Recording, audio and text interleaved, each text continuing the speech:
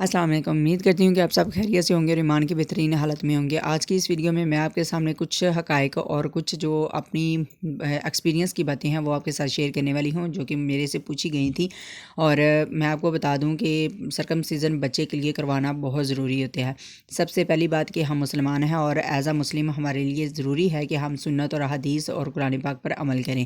تو اگر دیکھا جائے تو سرکمسیزن کروانا ایک سنت ابراہیمی ہے، یعنی کہ حضرت ابراہیم علیہ السلام نے بھی بڑھاپے میں جا کے اپنا سرکمسیزن کیا تھا، ختنہ کیا تھا اللہ تعالیٰ کے حکم سے۔ تو اس وقت اب اگر ہمارا جو بھی بچہ پیدا ہوتا ہے مسلمان گھرانوں میں جو بچہ پیدا ہوتا ہے، ہمارے لیے یہ ذمہ داری بنتی ہے کہ جیسے ہی بچہ چھوٹا ہو، جتنی جلدی ہو سکے ہم اس کا سرکمسیزن کروا دیں۔ یہ کوسچن بار بار پوچھا جاتا ہے کہ کیا یہ کروانا ضروری ہے؟ یہ ہمارے لیے کوئی خاص بات نہیں ہے، اس میں کوئی خاص کام نہیں ہے، اس میں یہ وہ ہزار باتیں کی جاتی ہیں، بچے کو اتنی تکلیف ملتی ہے، یہ ہے وہ ہے۔ ہم مسلمان ہیں اور ہمارے لیے ضروری ہے کہ ہم اس پر عمل کریں۔ تو سرکمسیزن جتنی جلدی ہو سکے، بچہ جو چھوٹا ہوتا ہے، نیو بورن بچہ ہوتا ہے نا، سب سے پہلی بات یہ ہے کہ وہ بہت دیر تک سوتا ہے، اور یہ ایک قسم کی گندگی ہوتی ہے، اور اس گندگی سے جتنی جلدی بچے کو نجات دلا دی جائے اتنا اچھا ہوتا ہے۔ جب نیو بورن بچہ ہوتا ہے 2 سے 2.5 منتھ یا 3 منتھ کا جب بیبی ہوتا ہے، تو اس وقت بہت لمبی نیند لیتا ہے، 5 6 گھنٹے وہ سو لیتا ہے۔ اگر ہم جتنی جلدی اس کا سرکمسیزن کروا دیں گے، ماں کے لیے بھی آسانی ہوگی اور بچے کے لیے بھی آسانی ہوگی، اس کو زیادہ تکلیف نہیں سہنی پڑے گی۔ جب بچہ بڑا ہو جاتا ہے تو اس وقت اس کو تکلیف کافی زیادہ ہوتی ہے۔ تو جب سرکمسیزن کروا لیتے ہیں تو اس وقت ہم نے صرف 2 دن کے اندر پٹی جو ہے وہ اس کی ریموو ہو جاتی ہے، جو اوپن سرکمسیزن ہوتا ہے۔ جو بیل والا کرواتے ہیں وہ کافی لوگوں سے اس کا جو ہے نا رزلٹ جو اچھا نہیں نکلتا، کیونکہ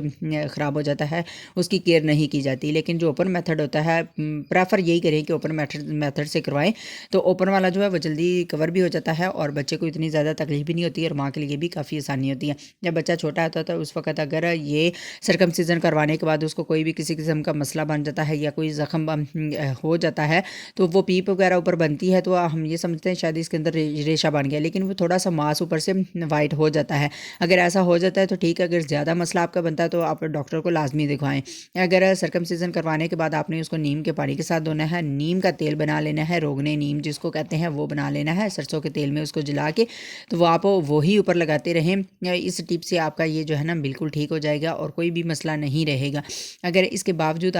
بچہ کافی زیادہ تنگ کرتا ہے یا پھر اس کا زخم زیادہ ہو جاتا ہے، تو کسی بھی کیئرلیس کی وجہ سے اس کے ساتھ ایسا ہوتا ہے، ریشہ بن جاتا ہے، تو لازمی اپنے ڈاکٹر کو دکھائیں۔ اور ادھر کی جو چیزیں ہوتی ہیں، اوپر راکھ لگانا یا پھر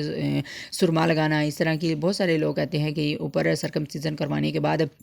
زخم کے اوپر یہ چیز لگا دیں تو یہ بالکل ٹھیک ہو جائے گا، ایسا نہیں ہے۔ بچے کا ماس بہت سکن سینسٹیو ہوتی ہے، تو آپ نے جسٹ پولی فیکس یا پھر نیم کا تیل اس کے اوپر لگانا ہے اور نیم کے پانی کے ساتھ اس کو بار بار دھوتے رہنا ہے، نیم گرم پانی کے ساتھ۔ تو وہ صرف 3 سے 4 دن کے اندر یہ مسئلہ جو ہے نا وہ بالکل